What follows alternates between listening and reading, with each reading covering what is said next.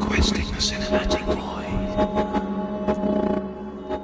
Cinebois to Cinemen, episode 60 Foul. 64. Will you still love me when I'm 60 Foul? Yeah. Zoo Lane. Sorry. I hope you're well, wherever you are, whatever you're doing. Yes. This week, Anora. It's about time we discuss a film that we actually set out to talk about. We've had a few little mishaps. Yeah. Mainly pertaining to my inability to watch Anora. I don't know. I've got a long and checkered history with this film already. And that involved one cinema visit that was unsuccessful because I didn't book ahead, and The Everyman, as it turns out, is wildly popular on a Tuesday evening. Then I tried twice to watch it illegally and couldn't even do that. So fair play to Neon for correctly distributing it, because I can't find it online anywhere. And forcing you to, I had to go back to the cinema and pay. Yeah. So with the film being the latest effort from director Sean Baker, we felt it would be a good opportunity to talk about his films, because he's not someone we've talked about very I don't think often. I've ever mentioned him before on this I think podcast. he might have. Yeah, maybe, I don't know. I think he might have popped up now and again, but yeah, given that he is probably one of the leading figures of American independent cinema. But yeah, to have like an episode sort of semi-dedicated to his back catalogue, I think would be it'd be good. Yeah, Interesting film Looking for forward us. to it. Nice. And we're also going to talk about representations of sex work in cinema. Yeah. Obviously, that's a big theme in Anora, or the central theme. Narrative strand. Yeah, big theme in all of his recent work as well. Right from Tangerine. Absolutely. Yeah. Yes. Yeah. So I watched Red Rocket for the first time recently as well, so I'm looking forward to chatting about that a little bit. Okay. And then, we're going to sort of branch that discussion out into films about similar subject matter, be that sort of prostitution or other kinds of sex work. Yeah. And also talk a little bit about the porn industry as well, because we both watch Pleasure. Yeah. Which sort of covers it in a very visceral fashion. Yeah. It covers that area of the world and humanity. Yeah. Quite well and quite vividly, and we'll get into that later. But so it's going to be quite a broad. It is, I think, but episode, but we'll do our best to condense it down into 3.5 hours. Yes. Right. Shall we? Yeah. Questing the cinematic void. Sex, then. Yep. Now? Mm-hmm. Okay, sex work in film. After... broad topic, this one. Yeah, 100%. It's a reoccurring theme throughout the history of film, really. A broad sort of genre or sort of theme. Obviously, like, sex is just a huge part of society, whether you like it or not, I suppose. And film reflects that. Quite often, it reflects the repression of that. Like, you kind of argue that sort of a lot of vampire films reflect the kind of attitudes towards sex, but also the kind of figure of the sex worker. I'm thinking Taxi Driver. Mainly. Okay, and that is quite a common character to come up in a lot of acclaimed films. I think it's something to do with the kind of natural sort of vulnerability that a role like that offers, and how that can weave into a story. It makes I do think it's sort of almost a kind of token make character more interesting sort of label, and it can be employed to great effect. Of course, yeah. And a la Taxi Driver, and I think it might also be a sort of a stereotype in a sense. Yeah, possibly. I think so. Yeah, I think the way it's deployed in so many different ways throughout the sort of history of film. But what I find so interesting is that it's always been a constant. Right from the pre-Hays Code era in the 1930s, like Shanghai Express for Marlene Dietrich, which is quite a sort of a balanced view, a non-judgmental view of sex work, which for that time is really fascinating. I guess it is pre-Hays Code, so Well, yeah, but I think a lot of people today would consider that era of history, perhaps due to the Hays Code, kind of a stuffy time. Almost sort of like them. Certainly, yeah, that's a good point. Yeah, I think filmmakers certainly had to be smart about the way they interrogated certain themes and ideas that were sort of considered sort of unsightly. Yeah, in the eyes taboo, of the sort of more sort of conservative ideology that dictated the terms of the Hays Code, but or the ideology behind the Hays Code. What's particularly fascinating to me is that it's existed throughout the vast majority of cinema's history. And as you say, it's something that is such a big part of human life, collectively, individually, and the way that's reflected in society. And famously and perhaps tritely, they say it's the world's oldest profession, sex work anyway. Oh, right. I didn't actually know that. That's really interesting. It's something that's really, I sort of hear it quite a lot, but I definitely agree. I think it's a commodity, and I guess it's kind of something that was recognised early on as a commodity. Well, the fact it has been commodified is perhaps one of the key ideas in lots of these films where sex work is the central narrative strand. The idea that it is like a transaction. Yes, yeah. And what I find particularly interesting about films, like Shanghai Express, for example, or up to like films of the New Hollywood era, all the way to now. I know I'm jumping quite quite a lot, but there are films that portray it in a sort of way that suggests that it doesn't sort of demonize the profession itself or the individuals that decide to do it. It's more posing questions, as you said, the potential vulnerability that comes from the commodification of it, like who stands to gain from it. So that's something that I find particularly interesting, and I think a lot of the sort of films about sex work that stand out to me as the most impactful are the films that tend to focus on that element more. You also talk about the idea of sex as repression and how that kind of the sex industry is sort of viewed with that through that lens as like a sort of dirty aspect of society. And you sort of mentioned vampire films, which I think is also quite interesting in that context, that they reflect those sort of repressed ideas that are hidden away, brushed under the carpet. And it's all sort of lumped together as this sort of dirty idea that sex would be this transaction that you would pay for, or any kind of service, or the consumption of pornography or something is somehow like reflected on you badly, your morals, not just as a participant but as a sort of observer. Completely. So I guess there are lots of ways, but I'm particularly interested by the films that explore that relationship, how the sort of commodification of the industry, be that pornography or be that sort of prostitution or other sort of aspects of sex work, that it's more nuanced than just saying, well, these people are, bad, you got bad morals or they're somehow disposable or kind of thrown away as a joke. I suppose that happens a lot in films. Like there's quite often, I can think of quite a few just off the top of my head, like Wolf of Wall Street is particularly guilty of that kind of like disposable. I know there's no central characters in that film that are sex workers, but the way that profession is treated in that film is very much like a kind of symbol of excess, and they're kind of demonized or kind of tossed aside. Well, that's kind of, I guess, I imagine what Scorsese's trying to sort of aim for critically, but I think a lot of people miss that detail in the film. Huge, vast waves of people miss that point. And I think, do you know what? I used to sort of stand up for that film quite a lot because obviously it's Scorsese. He's not going to be making a film that's going to be celebrating that. No, but I think the way in which he frames it, the more I think about it, the more I actually think, do you know what? That criticism is totally valid on the basis of how many fucking people have completely misread that film. It's been co-opted by a cohort of men, hasn't it? That sort of ghoulish.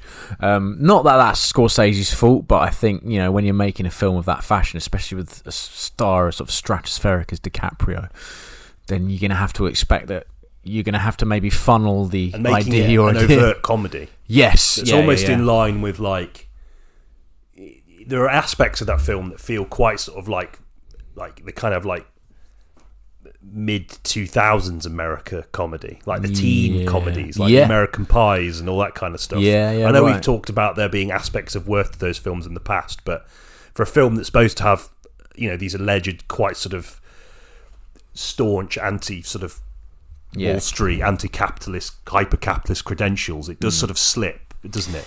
I think so, and also the treatment of sex in that film is like, I know it's meant to be overt and it's meant to be garish, but like there's something slightly leery about it in points as well. That might be down to the cinematography more than anything, and Jordan Belfort's description of them, of these women, and how, and like he kind of categorizes them into sort of blue chip and the kind of high class versus the low class and stuff. Yeah. I remember a moment in that, and it just like, I think since watching,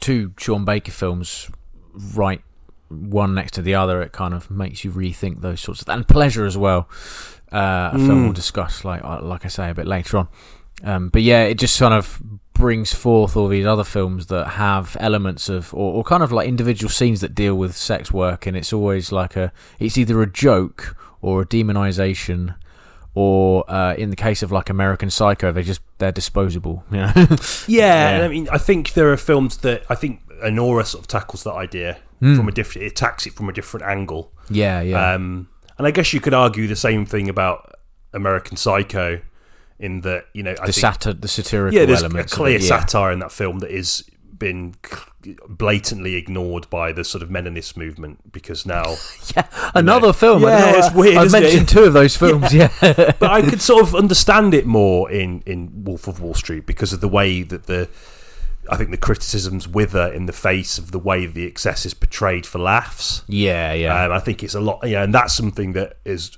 really struck me more and more the more I think about that film, and I think it becomes harder to defend its framing of those things as critical, even though I do believe that was the sort of Scorsese and everyone else's intent with the film.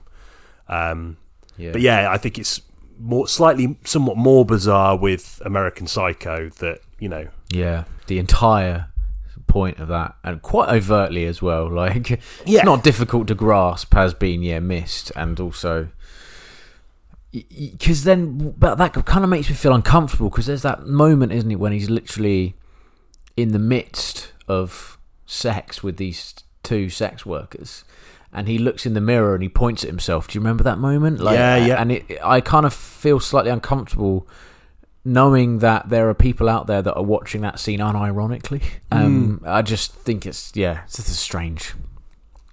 strange way of interpreting that film, but maybe if content prevails over themes, and that's what's going to happen, I suppose. I also, I'm trying to think of like maybe an example of a film then that deals more directly with that industry. I don't know. Have you seen Monster 2003? Charlize Theron. Do you know what? I haven't. Which was really strange. Yeah, that's good. Patty Jenkins. Yes, debut, right? I think so. Or at least her big one, her big. Yeah, the kind of Hollywood, that sort of Hollywood side of things. I think that's a kind of interesting example, because it's not only, she engages in sex work, but she is first and foremost a sort of serial killer character. So in a sense, she is demonized, but also there's a very sympathetic angle towards her, and the kind of, I suppose, what happens when you don't kind of engage in that line of work without not company, but like a kind of institution backing you. Right. So there's no kind of brothel involved. It's like a kind of lone wandering the streets type sex worker. And what can happen to you if you aren't careful, basically, and what it can lead you to do as a direct result of that. So that's kind of an interesting film that deals with those sort of themes a little bit. Good film, actually. A kind of really grotty looking film, like really like sort of earthy and unpolished. I really liked Monster, actually. And it's strange what Patty Jenkins has done since. Just went on to do sort of Wonder Woman and things. But well, it's interesting. It tends to happen with a lot of this kind of filmmakers, don't they? They make like quite a sort of I've not seen the film, but I've heard enough to know that it's very different from her later work. That happens a lot though with filmmakers like that. They make like quite sort of, they announce themselves in a way that ends up being completely different to the work they do subsequently. It's strange.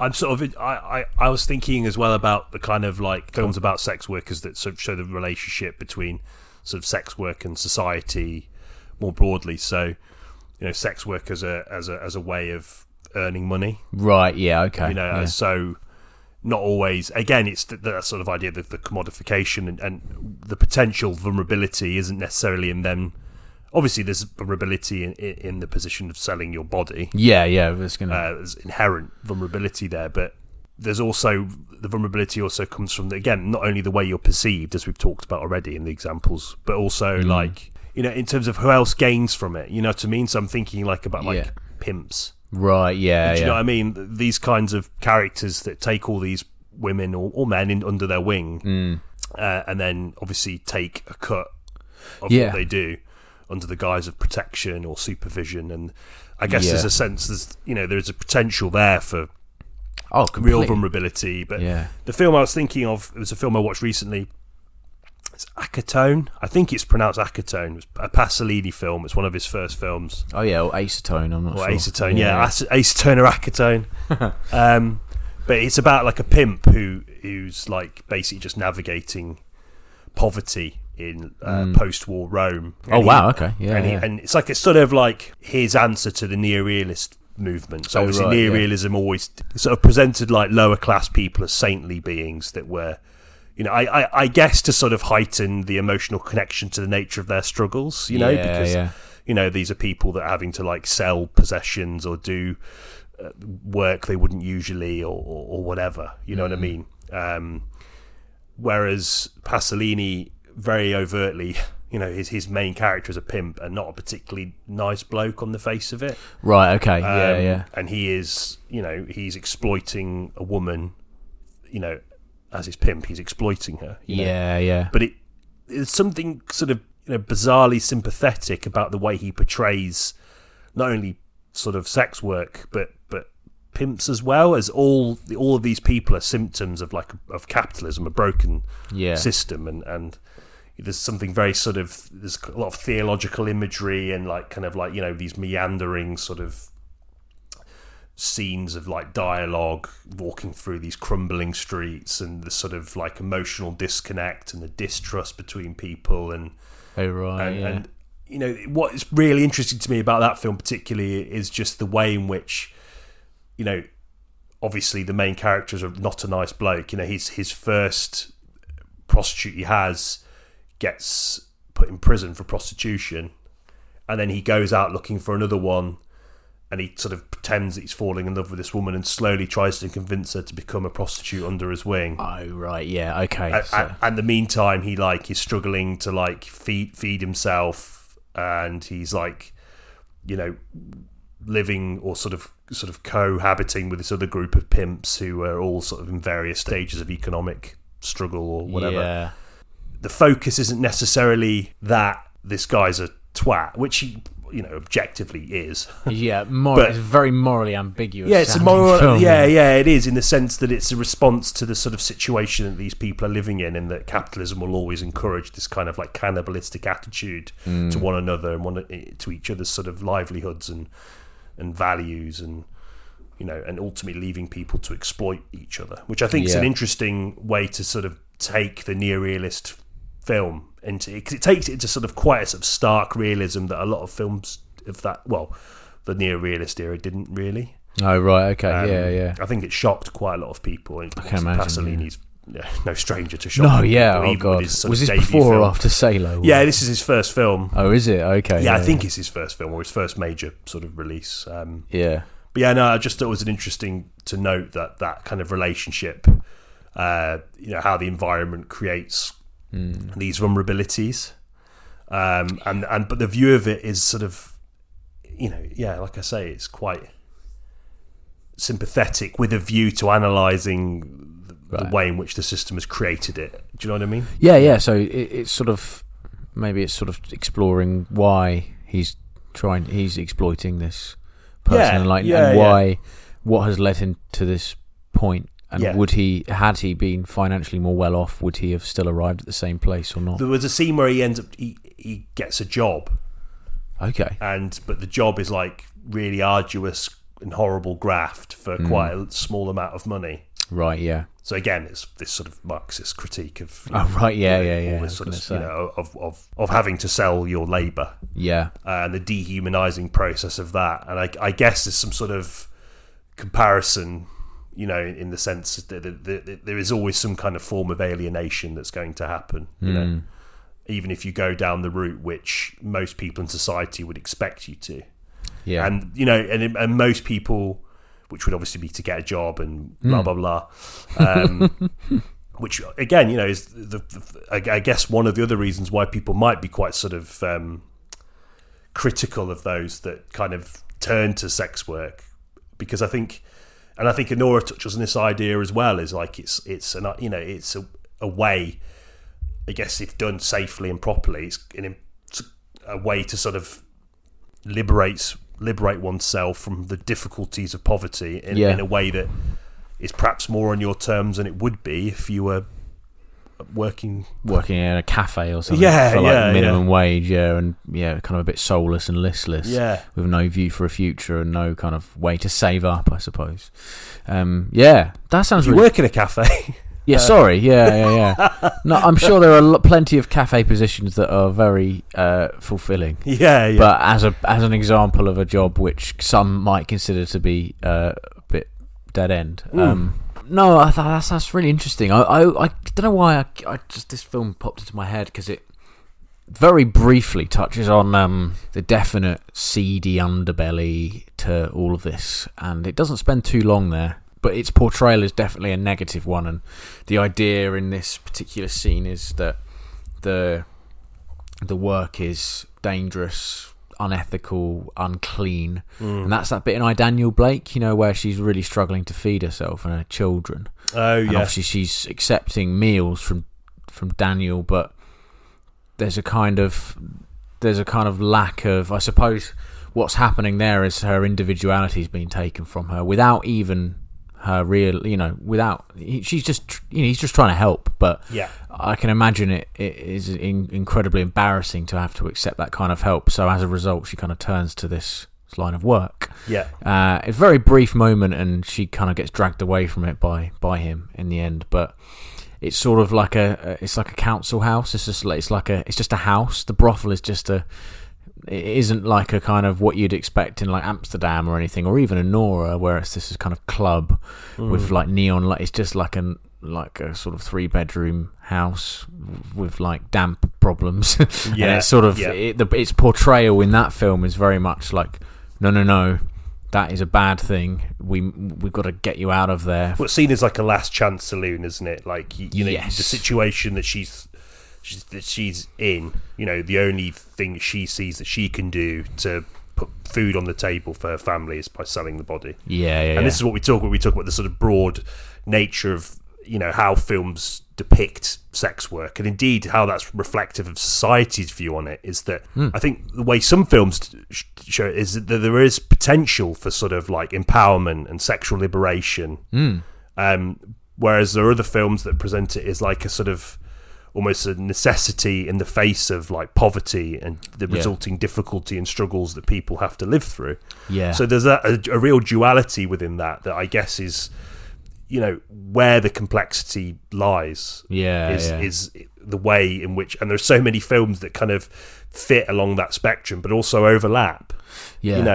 As there is a potential for glamour and sort of liberation. I think of like Belle de Jour, the Bunel film with Catherine Deneuve. She's kind of, there's a suggestion in the film that it's sort of sexually liberating for her. She's getting the sexual satisfaction that she can't get from her husband. But there's also a sense within the liberation of the danger of it, and the potential for sort of like alienation. And I just find that that's the kind of thing that's really interesting to me, that if done right and with tact, can really sort of explore through those relationships, or through the dynamics that occur within that transaction, and the intentions of both. So much there, I think. To explore. Definitely. Both as a sort of exploration of the potential moral sicknesses in the society that we live in, and as ways to either sort of escape it in a sort of meaningful way, or as a sort of the horror of it being like a sort of the only way. It's crazy, and it's all the same industry. At the end of the day, I know there'll be regulation with certain avenues of it, which there perhaps won't be in others, but it is, it's all and I don't think any other profession is considered to be that way. Like, I'm trying to think of, like, I don't know, hitman or something like that. That's always generally speaking, quite a kind of cool or villainous profession. And, and yet there's the same moral issues that come up with that sort of work as well, arguably more so. Yes. Possibly. Yeah. And it does make me think of the Florida Project, actually, and how that film handles sex work, because it's gradually kind of given to you this sort of little tidbits of information that the only reason that they are living in this kind of condo, I suppose, is because she is engaging in sex work. And it's sort of like, it's not like a revelation, it's just slowly, you kind of you realise what's happening. And I really like the way they handled that, and they handled it with quite a lot of sensitivity, and kind of like, yes, she is doing it for her survival and her daughter's survival, but also there is something slightly, I mean, she, in a sense, she is kind of liberated by that. And it is a job as well. It is work. Yeah. It is work, and it pays because she's paying her rent. It's a job, right? That's interesting. Yeah, I think it is well done in that film, actually. Yeah, I really liked the way it was handled in that film, and the character in that film is very abrasive in some sense, and quite sort of imperfect in the way she conducts herself. Classic Sean Baker fashion, I think. Yeah. She's not. Yeah, she's no sort of diamond. She's like but she's very complex, and there's a lot of scenes in that which depict her being a really, really good mum. Yeah, and that's kind of juxtaposed against these sort of scenes where her daughter's in the bath, and you can sort of hear loud music. Yeah, and there's a few those scenes are peppered throughout the film, and you kind of gradually realise why the music's turned up. So and I mean, you're left at the end of the Florida Project. Sorry, I've kind of segued into Sean Baker stuff. Yeah, go for it. Yeah. But you're left at the end of that film, kind of thinking, well, is it right for her to be taken away by child services? On the one hand, of course, yes, it is, because this kind of work is potentially dangerous. Very dangerous. Yeah. Especially the way she's doing it. In her living space. Isn't it? Yeah, and she's married men, and it's cash in hand, and she exploits them in some cases. She nicks those Disneyland tickets, doesn't she? And why not? Yeah. But like, on the other hand, you kind of it signifies the end of her relationship with her daughter, in that they can't cohabit anymore, and it's like really quite sad, and you sort of feel like she's been wronged at the same time, and Willem Dafoe's caught in the middle of all this. You can clearly see that the moral quandary extends to him as well. He can't quite handle how to approach it. Obviously he has to sort of do, quote unquote, the right thing, but like the way that film handled it, that really blew me away. I watched it quite recently. It's a fantastic film. Yeah, really good. Great performances from the child actors as well. Yeah, really, really good. And the script, I actually read the script, I don't want to say fairly recently, but in the last few months, and the screenplay is it's beautifully written. Is it? In terms of, child dialogue, yeah, it's a difficult thing to crack. I know you feel quite strongly about that sort of stereotypical child genius sort of thing. They always speak like adults. It's one of those irrational things I just really hate in films. No, it's interesting. I particularly interested in the idea of that sort of the vulnerability of it, in terms of almost being a plaything. And it makes me think of it's a bit sort of somewhat bit more tenuous, but American Gigolo, the Paul Schrader film. Okay. Like that's kind of like he is, his place as a sex worker is sort of, he satiates the desires of sort of the kind of like the bored wives of the American elite.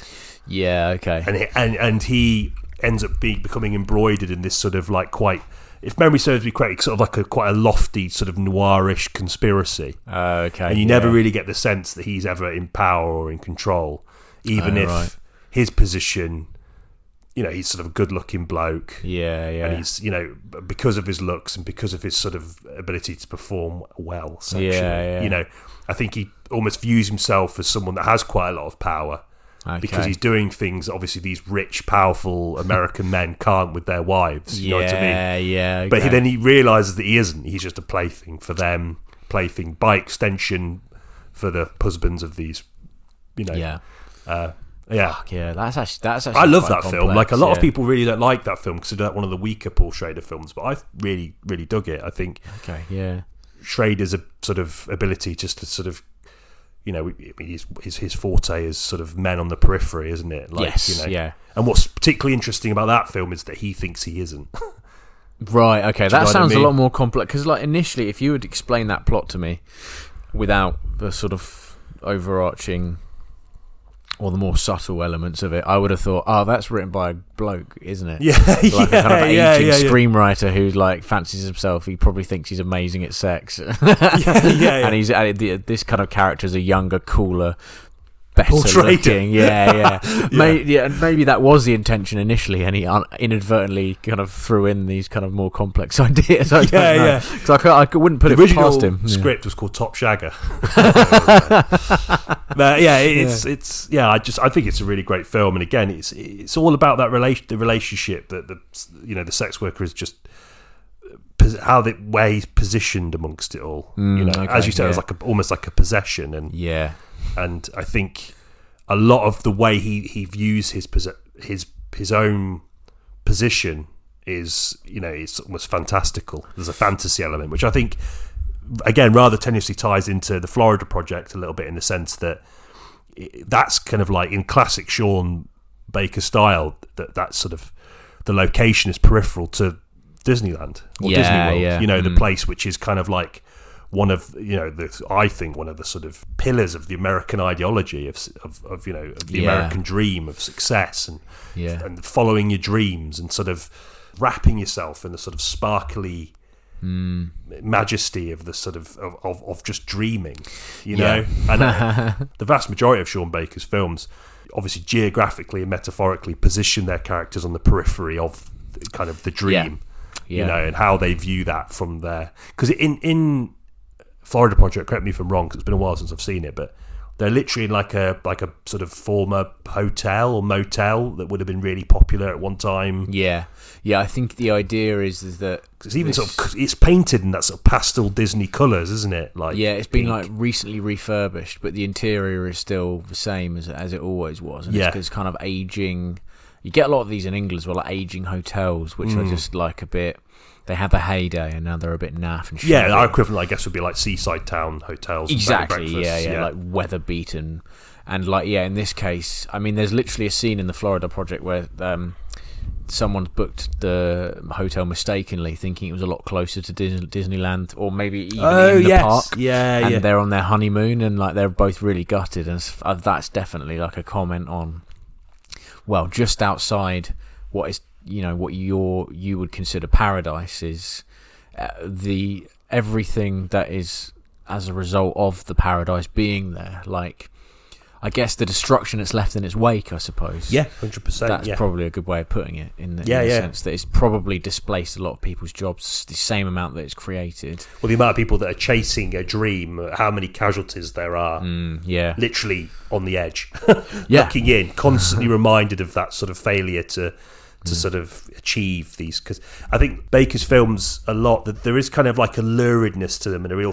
there's a mawkish nature to the way the soundtrack is used, and the lurid colour palettes, and there's almost like an energy to the opening of his films that, I often think he's sort of positing this idea that the way in which wealth is framed to people that aren't wealthy, it's something quite kitsch and naff about it. Like, there is like a real naffness to wealth. I think Baker captures it really well, but he doesn't necessarily, without sort of demonising the desire of those on the edge to want it, wanting it. He's not taking the piss out of them for wanting it. No. And on the one hand, he's saying this is like, this kind of opulence is naff. It's sort of artless. Yeah. Just excess.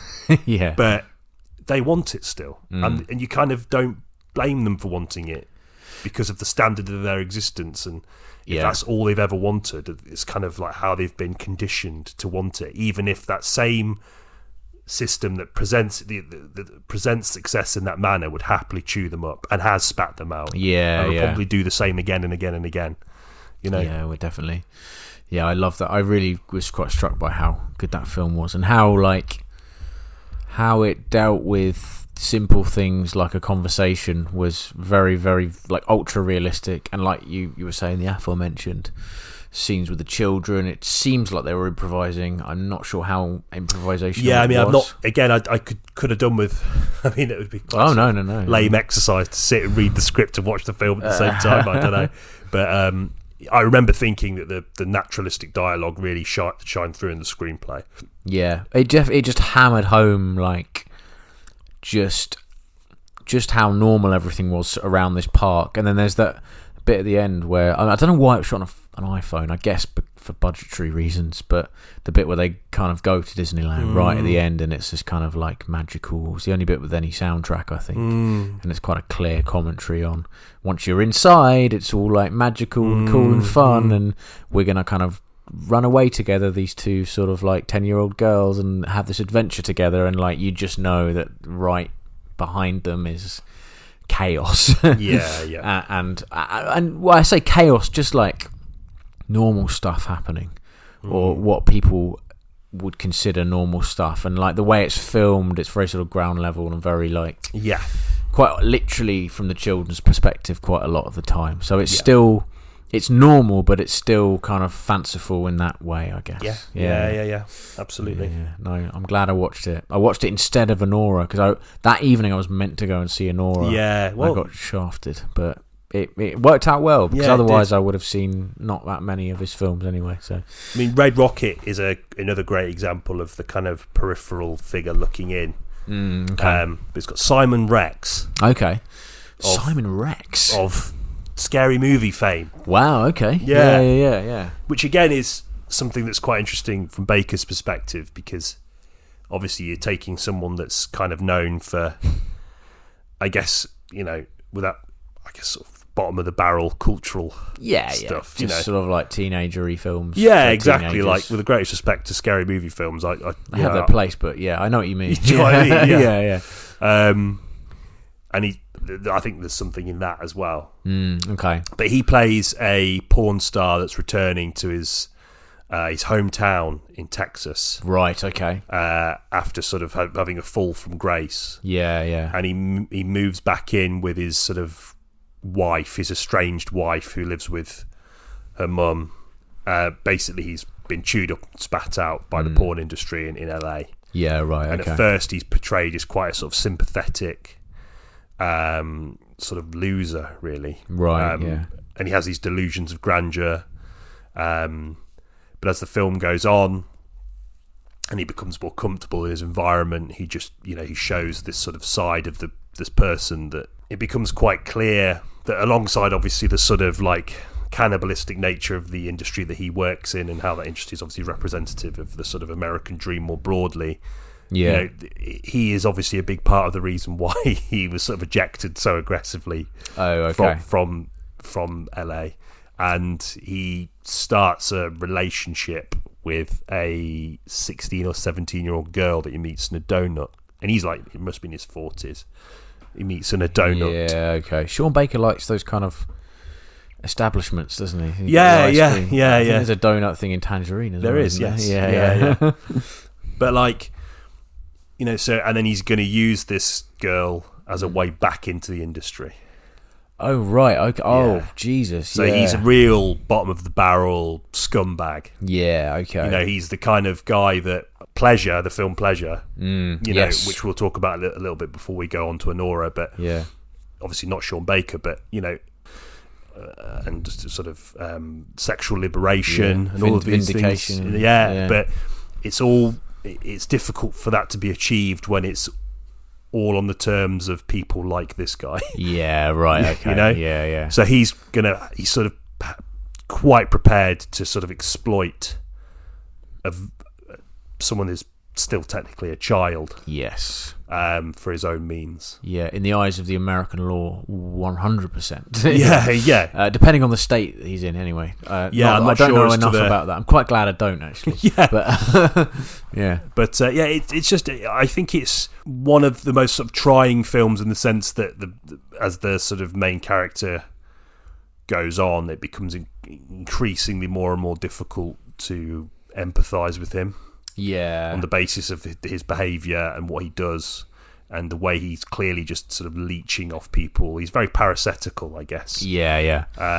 His estranged wife is, I think, kind of starting to fall for him a little bit again, having him around, and he's starting to, like, he's getting comfortable, so he's sort of like shirping on his responsibilities. And is he falling back into habits that might have got him out into the situation? Yeah, I mean, I think he has this sort of real, he has this real, like, starry-eyed view of LA, But again, this is that industry, or LA as Pleasure, I think, captures really well as well. It's this place of just pure excess. Yeah. And again, it's like, it's naff. It's sort of an artless, sort of nightmarish kind of soul gouging kind of success. Yes, but it's something it's something, it's something more than the life he had in Texas that he was so desperate to escape. And it's almost like he cannot stand being peripheral for that long. He has to be back in the mix. Yeah. And an industry like the porn industry, which again has potential for all of these things, potentially positive things. Yeah. I think the reason it's viewed so negatively is because it is just built by people like him. It's built on exploitation and built on the way it sort of coerces ideas of empowerment and into, and repackages it and rebrands it, but never in a way that's meaningful. It's going to push the envelope. It's made by one kind of person. Yes. And it's Simon Rex in and it's a really interesting film in that way. But again, kind of in the way like Acetone or Acetone, there is kind of something quite strangely, there are moments of humanity in him that you can't help but sort of connect to. And again, that's classic Sean Baker style, that he can, dredge up real sort of quite wonderful moments of characterization in the most fucking disgusting people. Yeah, man, 100%, yeah. I'm thinking back to the Florida Project, the way he handles the mother. I can't actually remember her name, but she is, like I said earlier, she's very hard to like in moments of that film. She's being horrific to a lot of people. Do you remember that bit where she pummels that woman's face in, and the violence is really like quite stomach-churningly awful, and it doesn't cut away, and it's like, all right, I'm not with you anymore. But then she kind of finds her way back. There's something he does with her, and he kind of reminds you that but she's also like, she's in a fairly desperate situation herself. Yeah, it's not about judgment, is it? No, exactly. And yeah. I wonder if there's something in that he's almost, there's almost this kind of like attempt to make you judge. Yeah. Do you know what I mean? And then kind of go, well, hang on a minute, who are you to judge? Yeah. This is, I think he's got a real gift for that kind of peripheral America. Oh, yeah, definitely. Which I think, and that story would work. Obviously, I know America's the perfect setting in a sense that is the American dream, and it's the kind of tentpole capitalist country that everyone looks to and admires. Yeah. If that's your ideological, if you're of the ideological persuasion, but it's, I think he's so good at that. And I think what's particularly interesting about Red Rocket is that he's someone that was ejected from it. Okay. So he's had a taste of it, and he wants back in. Right. Yeah. Is it? Yeah, that's interesting, because like there's moments in Pleasure as well, which kind of very briefly, but there's a kind of older porn star in that who kind of touches on the fact that she's still working because there's a market for it. Yeah. But I imagine with this guy, it's not so much of a market for that, or at least not in a conventional sense anyway. Well, I think... Is it an age thing, or is it his personality? I think, again, because it's so sort of male-focused, I think there is probably a market for him. Oh, right. Oh, okay. Yeah. But he's been He'd be sacked off because I think he's been sacked off more for the kind of person he is. Right, and, yeah. And, Okay. but there's a suggestion that the industry would welcome him back if he had something to bring back. Okay. Which in quite sort of horrible fashion is this young. Oh film. yeah, okay. That it does feel very Sean Baker. Yeah, totally. Again, it goes back. There's some kind of like, I guess, thematic comparison to films like Acetone or Acetone, because it's that idea again of, what this sort of dream can do to people in terms of, what it can make. It can make people very prepared to sort of crush those around them to succeed. Yeah. And ultimately probably gouge out a huge part of themselves to succeed, which seems to be kind of conditional to working in the porn industry in some ways. Yeah, because, I think that you kind of have to just sort of separate yourself from the work, and the way it is, the sort of the mechanics of the industry as it is operated, and who makes the creative decisions and who is running the show. Yeah, it's almost actively encouraged to separate yourself from it in a way that makes it seem quite sort of alien and entirely devoid of any reality. Yeah. I mean, which itself is problematic. Yeah, like pleasure definitely kind of arrives at that point, definitely towards the end, would you say? That kind of... Yeah. That sort of... It's an LA Nightmare film, isn't it? It's another LA film. Oh, big time, yeah. It's got smacks of Mulholland Drive at points. Oh, 100%. Yeah. Even Showgirls, I would say, is a big totally. influence. That's another, I think we talk about that film quite a lot. Yeah. I thought I was going to mention it and then I didn't. Yeah. But it has that kind of starry-eyed Hollywood thing at the beginning. A lot more subtly, because it's a European film, so it kind of, the way it handles that isn't with music, it's just with her kind of behaviour. Yeah. And it's also, what I found interesting is it wasn't like an instant realisation for her that maybe this industry is like a gradual, like she got kind of suckered in by it, and then the very thing that is going to make her stand out is the very thing that is also going to make her realise that it's not going to be as easy as she thinks. Yeah, it's ideas around empowerment. I think there's this idea that, that there is something empowering about what she's doing, which, as we've said a few times throughout the episode, there is obvious potential for that in this industry. But yeah, I guess the people at the top of that industry are the reason why that the reason why you have to almost sort of forego any sort of ideas around empowerment or kind of like femininity as well, because that's a theme in the film, that she ends up, because she sort of moves into this sort of porn actress sort of house, doesn't she? Yeah, they're all under the same agent. Yeah. And they form like a sort of sisterhood, don't they? And initially she's quite cold towards them, but she kind of warms and they become her friends. They're sort of bonded over that, and then they sort of stick together, and she makes a choice, spoiler, in the film, to separate herself from that in a quite sort of, that scene with the male porn star is really horrible to her friend. And God, yeah. She makes a decision to sort of pretend that she does, to ignore it, to continue her career. That's right. Yeah. So it's almost like at the cost of those things, you're almost encouraged to sort of put those things, whatever potential there is for anything positive, is gone. If you want to succeed in this industry, you're molded in the image of these kinds of people who aren't interested in things like that. Yeah. They're interested in things like empowerment if it can be repackaged and sold as empowerment. Yeah. But they're not interested in actually cultivating those kind of things at all. No, that scene in particular. I mean, there's a few scenes in this. Such a fucking visceral film. I mean, like one of the opening shots is just the sort of I guess what you'd say the pre-ritual of like bodily shaving, and it's so visceral. Yeah, it's a reminder, I suppose, to the audience that this is what needs to happen in order for you to digest this kind of stuff, this content. It's not, that doesn't obviously, like, the natural look would be like hair, right? And then the kind of forceful removal of that. It's the sound design as well is like really. God, yeah. I won't go into any more detail, but it's rough. You can read between the lines. Yeah.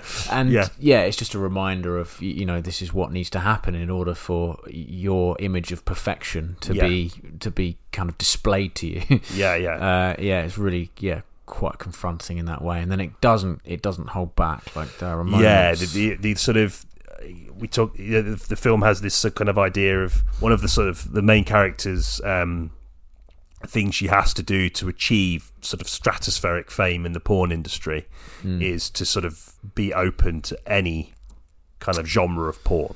Yes. So that means going into the kind of more extreme end of the industry. And the film really doesn't let up on that, and I think it's particularly interesting about that because all this idea about kind of like kinks and sort of and stuff that would be considered quite out of the norms in the way, and these are things that would have probably been demonized, but that's why the market's there for it, though, I suppose. Yeah, but there is a market there which speaks. I don't know. There's something quite dark about that, but yeah. Again, I am. There's a sort of suggestion in what, because she does one porn shoot that isn't as bad, and she's sort of treated relatively well, and I think it's the one with the female director. That's right. Yes, and there's a sort of suggestion there that even if it is a bit, it's not necessarily within the realms of interest for everyone, but there is a way to do that appropriately and safely and with respect. Yes. Although the guy who's doing it with her seems a bit weird to me. I think the idea behind that scene is like she's introduced to this world of extremity, and it's actually still quite safe, and it's there are people there. Yeah.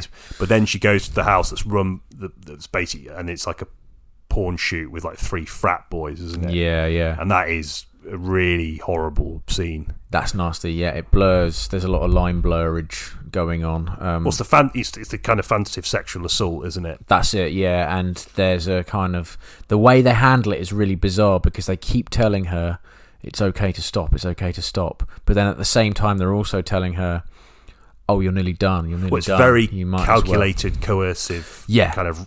Language, isn't it? It's manipulative. 100%. Yeah, and then when she voices her concerns about that behaviour, she's shut down because it's obviously who's going to listen. She agreed to participate in it. She's like signed. There's loads of like bits where she's signing forms. Yeah, and so she's literally like there's like a contract involved. Well, it's interesting, isn't it? Because when we talk about it in the idea of prostitution, we think there's the idea of regulation and bringing that kind of framework into the world of sex work would be of benefit to those who are working within it. But it's interesting the context of pornography.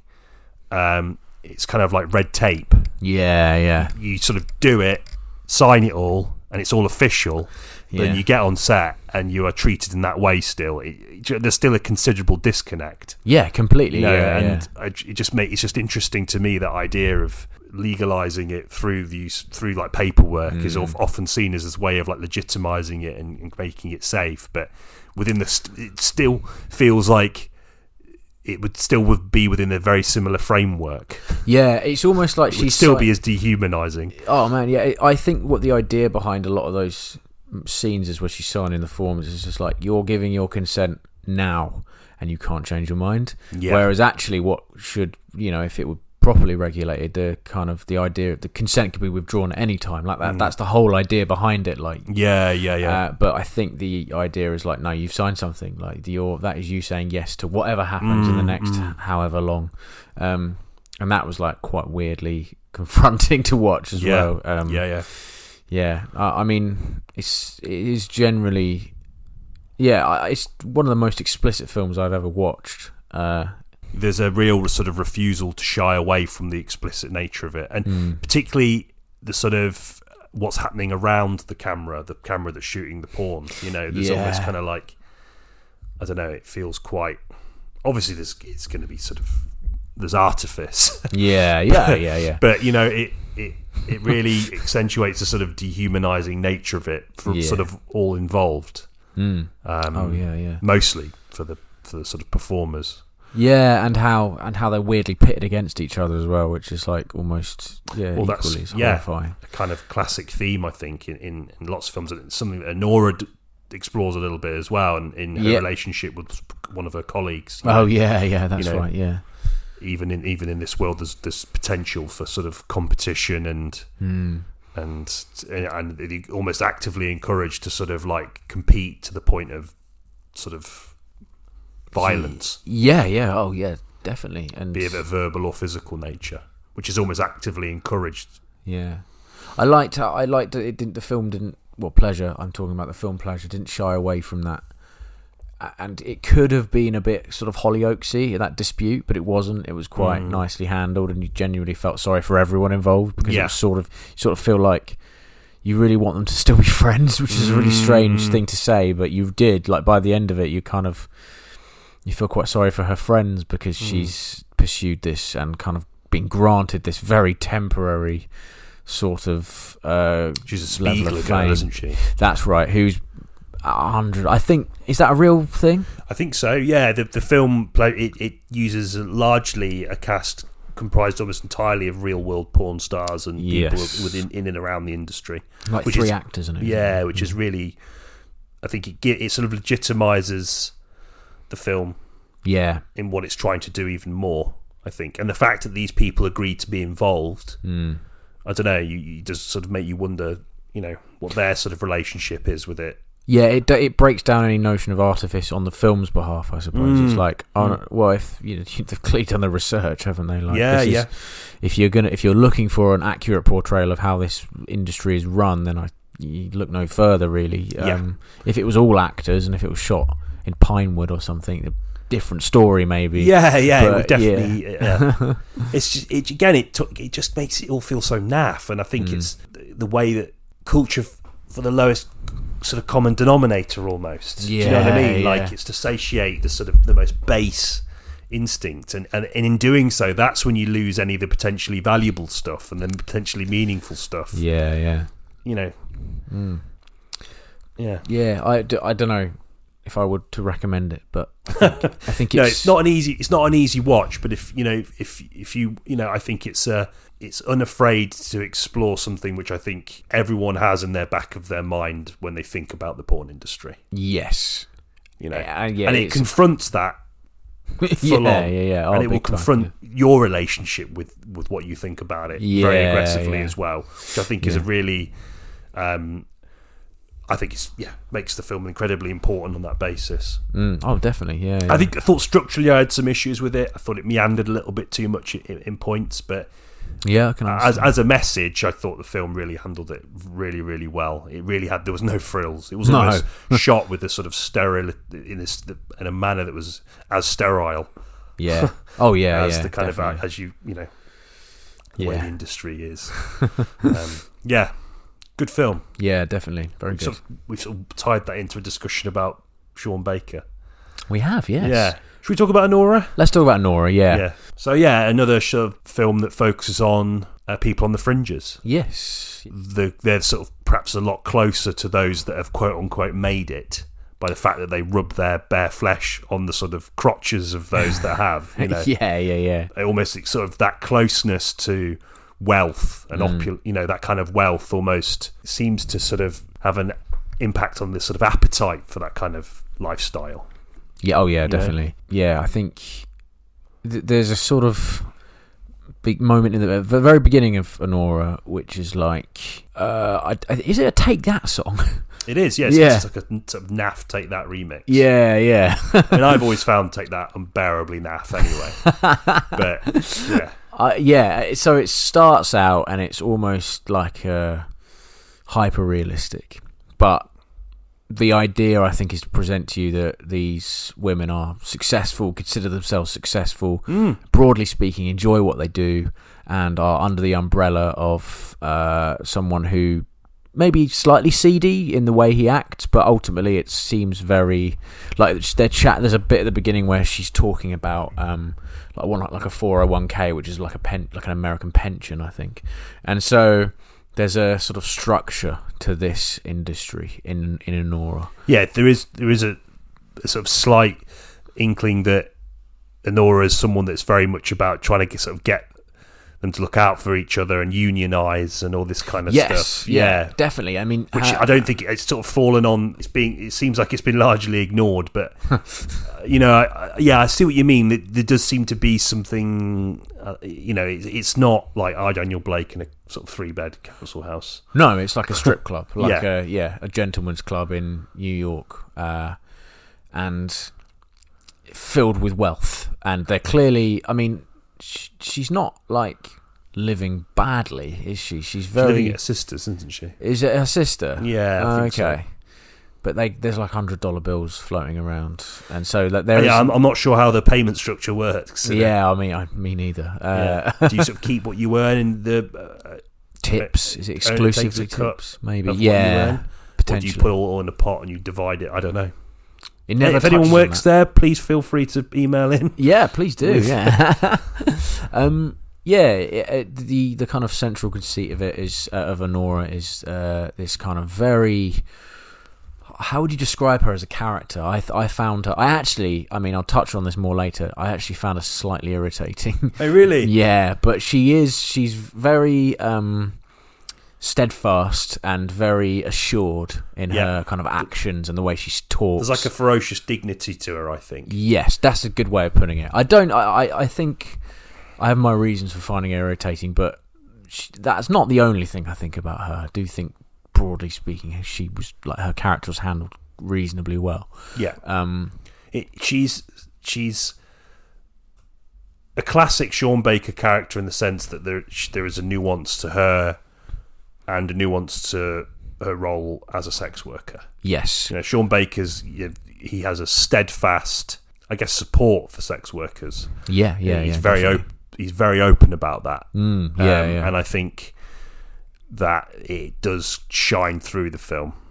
Throughout the film, not just in the sort of opening and the setting, but also in sort of Anora's character. I'd say definitely. even right up to the end of the film. The very end of the film is quite an interesting something happens, which I actually loved the ending. Really. I really liked the ending. I have my problems with the film, but I loved the ending. I thought it really sort of funneled everything into one action that was like quite shocking and quite upsetting. I agree. I really liked the ending. She meets a Russian oligarch's son, Ivan, although she calls him Vanya. That's right. Yeah. And strikes up a initially relationship which is him paying her for sex and company, and gradually he makes her his like girlfriend, and then very soon after wife. And his demeanor is largely he's quite sort of unconcerned with the stuff happening around him. He's in his own little world, isn't he? Yeah, he's in a bubble. Yeah, I mean, again, he's a brat, really. Big time. Yes. I mean, he's quite sort of. He initially seems quite likable in some ways. Yeah, he's got like a. There's a certain charm to him, but his charm is born out of a sort of ineptitude that I guess is also born out of never having to want for anything. Yeah, 100%. And so he's sort of the way he kind of acts and the way he is. Yeah, there is no doubt that he is a product of immense wealth. Yeah. Which becomes progressively uglier as their relationship goes on. Yeah. And it becomes more and more apparent that he is someone that is, out for himself. Yeah, always for himself. Yeah, and actually one of the scenes I found more favourable towards the end was the kind of courthouse moment when, although he sort of doesn't get his comeuppance because his parents protect him from it, that other bloke kind of stands up to him and says, I think you should apologise to her. And that's a really, it's just the way he is, like, he's sort of like even in the scenes where the sex scenes, like it's all for him. Oh yeah. Do you know what I mean? There's even that bit where she says, "If you go slow, we both might enjoy this." Yes, that's it. Yeah, and she's sort of laughing at him, joking, and he just doesn't care. Like he kind of goes, "Oh, okay, yeah." He's sort of seeing it. Yeah, he's only seeing himself. Yes, and his view of himself is always very positive. Yeah, even if from obviously as the viewer we can see that it isn't, but. Yeah, no, I think that's interesting. I remember you saying as well, it was kind of it works as like a sort of a critique of that kind of or what of that kind of bratish behaviour. Yeah, or that kind of excess. Do you know what I mean? Yeah, and just ultimately he's just totally unconcerned with like the feelings of others, even and also just his environment. Like he seems to be like really destructive. Like there's a sort of throwaway line towards the end where it's mentioned that he's caused like $85,000 worth of damage, and it's sort of a throwaway line. Yeah. So that Vegas hotel, and the way that guy reacts to him, and the way he kind of teases him, saying like, "Why isn't my fucking room ready?" Haha, I'm just joking. Yeah, it's a joke, but it explores enough of the power dynamic between him and everyone else, and the way he like gives tips to cleaners. Like it's all, you know, it's not done with the genuine sort of altruism. That it's still, you know, people are still being exploited. Yeah, big and time. He's still exploiting people, including Honora. Yeah, exactly. Yeah. And the money and the opulence that he fucking has, you know, he drenches Anora in, is just a way of sort of temporarily holding back anyone's reservations about him, his behaviour. Yeah. And even if they do, it can just get lost and ignored. So they can be shipped off and moved on. Yeah. You know, it's almost like a way of like holding back any attempt on the part of him, or I guess anyone that's that wealthy, to sort of reflect on their behaviour. Oh yeah, 100%. And there's a bit at the end where he goes, and this is one thing I really loved about the film, and I thought it handled it really well. Is just like, you know, when you decide, I'm speaking to like everyone, I suppose, like when you decide to engage in excess, be that because maybe it's payday, or you have like you've come into some kind of money, or you're celebrating, how that might change someone, and how it might make you destructive without even you realizing, and how that affects the people around you and the people that you might not even realize you're exploiting them. You're just trying to have a good time, right? In this case, he's gonna go back home to Russia because his dad wants him to start working. So in his mind, he's just having a bender, right? He's having a last hurrah before he has to go back to Russia and start real life. But he doesn't let his plans known to those around him, including Anora, who he starts, obviously, you know, to him it's like a fling, and he's like, why not, I'll get married. But to her it's really deep, meaningful and special, because nobody has paid her that attention before. It's interesting, isn't it? Because I think you sort of sense that she's obviously not probably that satisfied with him in lots of ways, but I think there is, you know, she's being plucked out of her situation that she's in. And she's been sort of just catapulted into sort of stratospheric wealth, which is kind of almost inconceivable. Yeah, and she kind of... There's an allure to that, and there's a tragedy to that allure. There's a tragedy to the sense that, you know, again, it's more about the idea of how money can just sort of, that kind of wealth, the impact that has on quite things that in an ideal world would have quite a lot of should have a lot of meaning, like relationships, both of a sort of sexual, also both of a physical and emotional nature. You know, there's something quite tragic about her, but it's not tragic in a sense that, again, in classic sort of Sean Baker style, there's no judgment. There's never any judgment, and I think that's absolutely critical to the success of his films and the portrayal not only of sex work, but the way sex work is almost like a sort of a microcosm of kind of like the sort of hyper-capitalist, excessive society that he's sort of exploring. You know, like you know, there's a sort of balance that I think deepens the sort of emotional impact of his films and the way his characters interact with that. Chiefly through sex, you know. There's a lot of sex at the beginning of this film as well. And then there's a fair bit. First act. There's a fair bit. I was set up in the first act for like something that I thought was going to go down a path, and I was all sort of ready for that, because it's very explicit and very kind of like, you know, this is what he wants, this is what he's paying her for, this is kind of like how the foundation of their relationship is this, and they're just like having a lot of sex basically.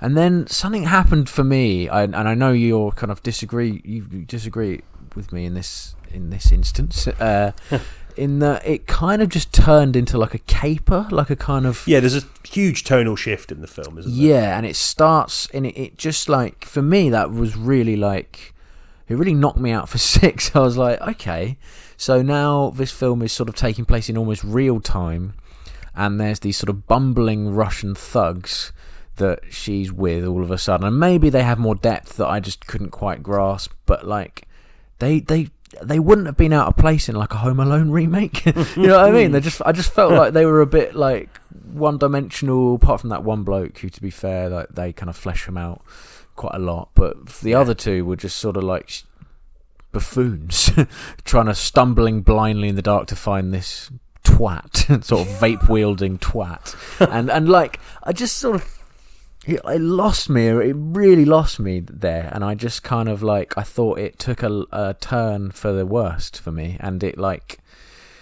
it left a bit of a sort of sense of that I wasn't sort of kind of like, compared to his other films, I was like, this, like you kind of compared it to a Safdie brothers film, and I kind of agree with you, although I think, you know, I think that I think the Safdie brothers can handle that a lot better. They handle the sort of, the ground level frenetism of the sort of capery, kind of like the chaos of the sort of sprawling metropolis, you know, they handle that a lot better. Yeah. Do you know, I think it's interesting. I know we sort of shared a couple of WhatsApp messages, as we always do after we watch the film we're going to talk about. Yeah. And I'd never really considered it. I definitely felt the tonal shift was, it took the film into a territory which I think aesthetically and narratively is quite different from Sean Baker's other films. Yes, like it didn't really sort of feel like a Sean Baker film. No, in part towards the end. I thought the ending definitely did. Oh mate, it comes back to it. It really came back at the end. Yeah, I don't know. Like I quite liked it. I really enjoyed the film as overall, including the sort of tonal shift. I thought there was something quite. You know, it was an interesting way to sort of pull the rug from under the feet of this sort of, the kind of Disney film sheen that I think that Anora had willingly sort of submerged herself in. Yeah. You know, it brought a reality to the film without it being too sort of grim. Yeah. Because I'd seen the trailer just by the virtue of going to the watershed, and I thought, God, this could like slip into like a real sort of like Eastern Promises kind of thing.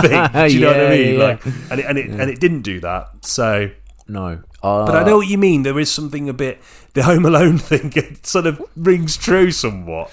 I just like they just felt a bit bumbling, and that didn't suit the film, I don't think. And it really, I think maybe the fact that it, at the beginning the Palme d'Or logo came up, I was like, well, this has won the Palme d'Or, and then that happened. I was like, what?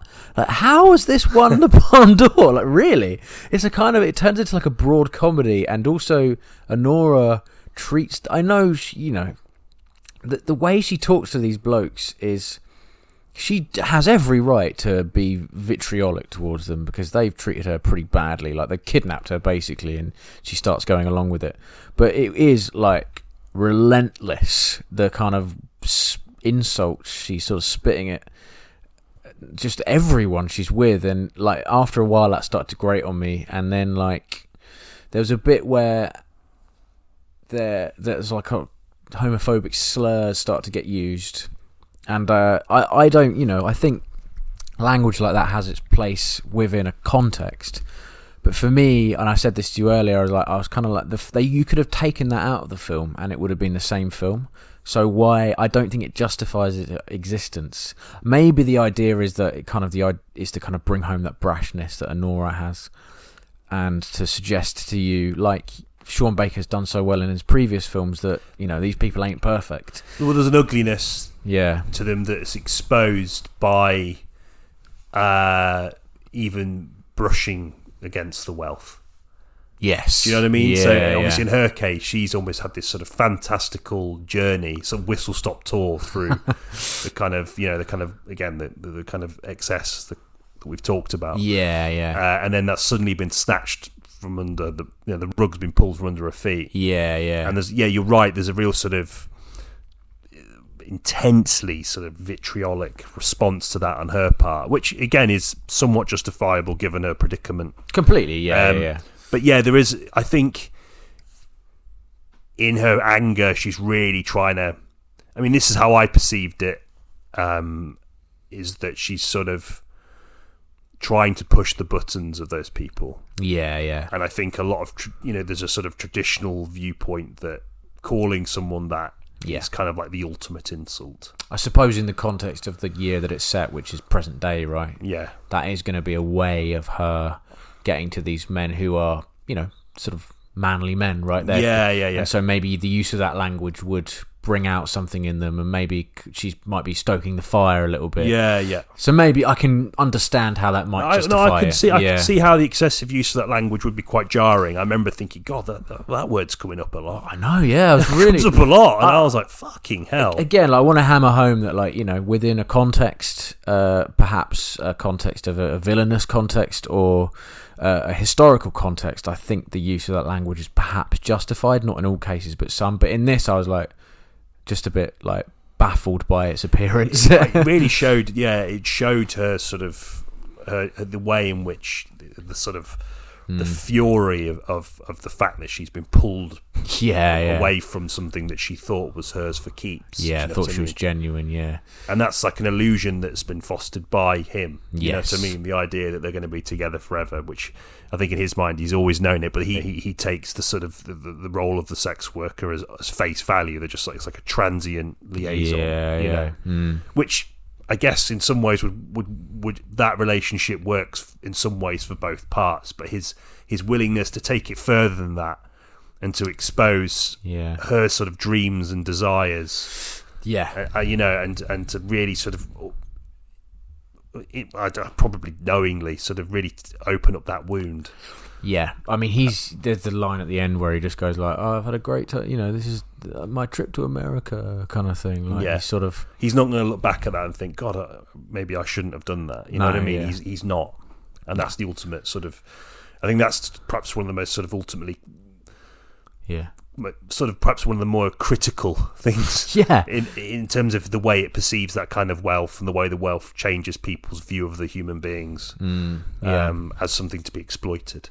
Fundamentally, no, definitely, and I see where you're coming from regarding that language, but I thought in the context, again, I'm not going to say I would totally accept the opposite view on that, but I felt in that context it kind of worked. But I do agree that I was like, fucking hell, this was just coming up a lot. Yeah. I was kind of, by the end, I was sort of wincing. I was like, Jesus. Yeah, she repeats it. Was it. Just in a room full of people, and I thought, God, this is strange that this is, I don't know. She repeats it near the end in a scene which, again, I really was just, maybe this is just me, and maybe this is me vying for some kind of positivity, and it might be a kind of almost weirdly bad reflection on my taste, but the bit where she's continually being horrible to that guy at the end, right up to the end, and he gives her a cigarette, and he's really nice to her, and he's like opening himself up to her, and just like, let's just chill out, and I'm sorry. And I think obviously, she's been through so much that she's not having any of it, but it's just like she's quite disempowered, hard to watch. She? I think there's a lot of suggestion about particularly the ending, and the relationship to how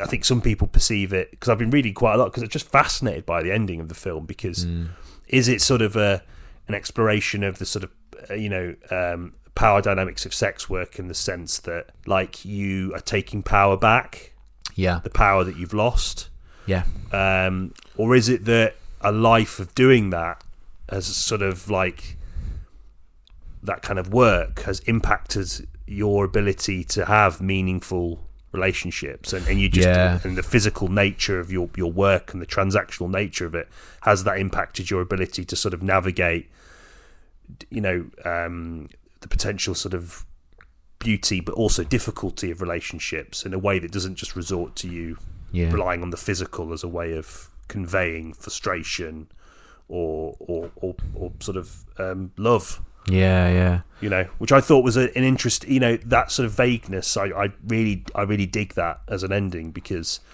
it allows for the sort of superimposition of other ideas and themes that I think, just for a film about this kind of topic, I just felt it really hammered it home. Yeah, no, I agree. I think the way I read it was that her attempt to sort of reciprocate the kindness that's been shown to her in a kind of fleeting moment at the end is just, the way I deal with these things. Like, I want to, historically speaking, for her, the way that she's dealt with receiving kindness, be that through sort of financial or otherwise, is to kind of basically engage in a sex act, right? So she does that, and then she sort of realizes that wasn't, not only was that not what was asked of her, but she didn't need to, and I think that's maybe why I thought she broke down at the end. And there's other ways that it can be read as well, and it's very complex, and that's why I liked the conclusion of it. It just brought back the Sean Baker-ness of it all for me, which was largely absent throughout the sort of maybe last 40 minutes of the film, for me anyway. I feel quite bad. I don't know why I feel bad for not liking it, but I thought I should definitely be honest about my kind of very mixed, and I want to reiterate that it was mixed. It wasn't I didn't have a bad time watching it. I just thought it was quite a complex, sort of muddled little film that's won the Palme d'Or, and I bet you anything it'll, like, no, my luck, it'll win some Oscars as well. And I'll be like, oh, okay. Well, I do think I forget her name. I know her name. Is it Mikey Madsen? Yeah, Mikey Madsen. Madsen. Yeah, she's obviously going to be in the running. You'd have thought. Strong performance. It is fantastic. She's superb. I mean, it's weird to think that, because I think Sean Baker even said he'd not seen Scream. 5 or 6. I think it's just. Is it the one that's just called Scream? Oh yeah. He'd never have cast her. Oh, it's mental, isn't it? Yeah, I love it. She's like quite good in that, but like she doesn't sort of stand out in the way that, you know, the sort of the kind of long-standing sort of canon Scream characters stand out. You know, I don't remember thinking, "Oh, that was a performance," but Sean Baker obviously saw something in that. Yeah, he must have been thinking about the film. And I think it's you know, thank God for him going to see Scream. Yeah. She's, I think, superb, and I think more than, I mean, again, we sort of quick to point out, I don't really care about the Oscars, but, you know, you'd have to think she was in the running with a performance like this, because it is a performance that invites that sort of complexity. You know, we talk about the ending, and a big part of the impactful nature of the ending is down to her, you know, and I think that journey that she undergoes as a character, I think this is why I'm more forgiving about the film's sort of midsection more, is because the reality of her situation, the fantasy of sort of like, you know, courting very briefly with the ultra rich, that being pulled from her, and almost like relentlessly pursuing the vague hope that she can have that, almost knowing that she won't, and then coming to the end with that sort of, you know, really unmasks so much about her as a character. And I thought there was that sort of that ferocious dignity that she maintains throughout the whole film, and it just peters out into that devastating final scene. I just thought the journey of her character and the way she handles that journey, I think, is really deserving of the sort of plaudits that she is currently receiving. Yeah. No, I agree with you. It's a very strong, definitely a strong performance. I need to come to terms with the fact that maybe, like, I probably was meant to find her slightly irritating, and also I guess like the Brooklyn accent kind of just annoys me as well a little bit. I found that with Margot Robbie in Wall Street as well, because she's Australian, and I was like, oh, this accent's really like grating on me. So yeah, that's down to me ultimately, not down to the film. Although there was definitely aspects of the film I thought could have been better, but there we go. It's interesting though, because even though I sort of I don't know, sort of disagree with you on some points. Like, what? How could you? But, you know, why? You know, it's like, I do understand why people would have an issue with that tonal shift. It isn't the strongest part of the film. No, and it does feel kind of, in my view, somewhat derivative of, like we say, the Safdies or something who do that better. And it doesn't really feel like a Sean Baker film in part. No, there's also a part of me that makes me think, well, you know, are they just going to do the same thing over and over again to satisfy people like me? Probably not. So, you know, entitled to sort of go out there and do something slightly different. But I think Sean Baker's less good at the moments of heightened tension. He's better at the result and the cause of said tension. So, but the Safdies are like the masters of being in that tension, I think. And I think... Oh, that's interesting. Yeah, okay, yeah, that's a good way of putting it. Yeah. So, like, for him to attempt, I mean, nobly attempt that ferocity might have been one of the reasons why it didn't strike a chord with me as much. Yeah. Very good. Yeah, I like that idea. I mean, I think Baker's very much, his films are about peripheral people, you know, and I think the looking in is what he's so good at. Yeah, definitely. Yeah, interesting. I'll think on that. Yes. Yeah. Outro? Outro. Questing the cinematic void. There we have it then. Aha. Yeah. Yeah. Yeah. Yeah, no, I enjoyed it. Enjoyed Yeah. that one. Good to talk for a prolonged period about Sean Baker, because I do love him a lot. I think he's, for me, one of the, like sort of, I think I said it in the intro, or near the beginning. He's, for me, one of the best sort of American, independent American filmmakers. Yeah. He's very passionate about the process, the old school processes of not just sort of the filmmaking itself, but the way he gets films sort of funded and distributed. Oh, okay. Yeah. Which I think, obviously the digitization of probably why I wasn't able to find it. Yeah, he's about the idea of like making the film and then sort of selling it to distributors, which is something that's it doesn't happen necessarily always in that way anymore. No, that is noble, definitely. A lot of films are kind of purpose made for something, aren't they? They have to. The finance has been secured by the company, who then has a say and a sway in the way it's made. So. I like that he's kind of holding true to that element. I guess it's easy for us to get romantic about that because we talk about this kind of shit quite a lot. But no, I think it's I admire him a great deal as as a filmmaker and the way he operates in the industry more broadly. Yeah. Next week, Gladiator 2. Excited, Ben, because I know how much you love the first one. Yeah, I am excited. I'm giddy. I feel like I've been had, basically, in the sense that I've fallen for it even before seeing it. Like I've fallen for the sequel thing for this one, just because I really, really love the first one, and I'm curious to see how they move forward with with the kind of continuation of the story and. Because I think the first one there's a nostalgic element for me. It was like one of the first 15s I ever watched, all that kind of stuff. Excited. Have you seen mixed? I mean, I've kept away from. I've not read anything, but it's just impossible if you sort of like even half-heartedly gawp at your phone for like 5 minutes a day. You're gonna see things you do, but like, it seems that. People are either really digging it or really not. There doesn't seem to be anything in between. No, yeah. Which is interesting. It's kind of like Napoleon. Yeah. Although I think Napoleon probably got a bit more hate than it did love. But I think obviously Napoleon not being tied to a previous largely beloved film, I think is part of that reason. Whereas I'm just interesting to see how Scott continues the story and how you know Mescal, Mescal, a lot of time for him. Denzel as well, of course.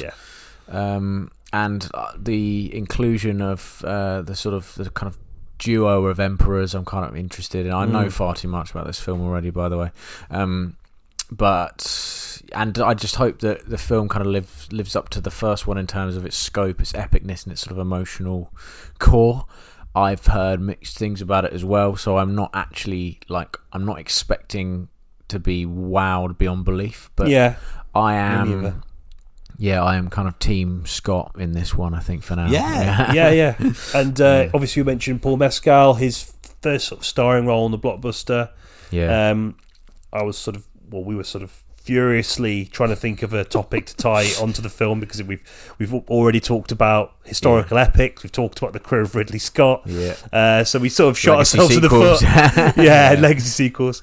But Ben, you had the great idea of doing actors that transition from the independent to blockbuster cinema. Yes. Which is a great topic, something we've not really talked about in great detail. So obviously Mescal's the poster boy for that at the moment. He is fucking everywhere at the moment, which is strange because he went from that jump is massive. Like After Sun to this is to ridiculous. Like it's crazy, and he is a fucking fantastic actor. After Sun is proof of that, and I'm interested to see how his career goes. I think he's said before that he's not interested in doing Marvel or anything like that, and I think this might be one of his only forays into blockbusters. I don't know. Be interested to see.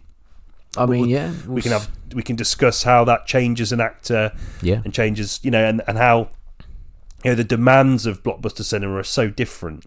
Yeah. The fact that mezcal is everywhere is testament to that. Do you know what I mean? Just the very inclusion of a press tour to an actor's life who previously might have only tread the boards or been part of a smaller independent film must be like ridiculously difficult to deal with. So I'd be really curious to talk about that. You sort of become a human vessel for marketing. yeah. Like a husk for the marketing machine. Oh man, which, for someone that's come from kind of relatively humble sort of low budget beginnings, I don't know, must be an interesting sort of internal thing to have. Not necessarily a battle. No. I don't know. He seems to be taking to it well. Yeah. But whatever. But it'd be an interesting conversation. Less. Yeah. In the meantime, thank you for listening to this one. Thank you very much. And we'll catch you in the next one. Thank you. Bye. Bye-bye.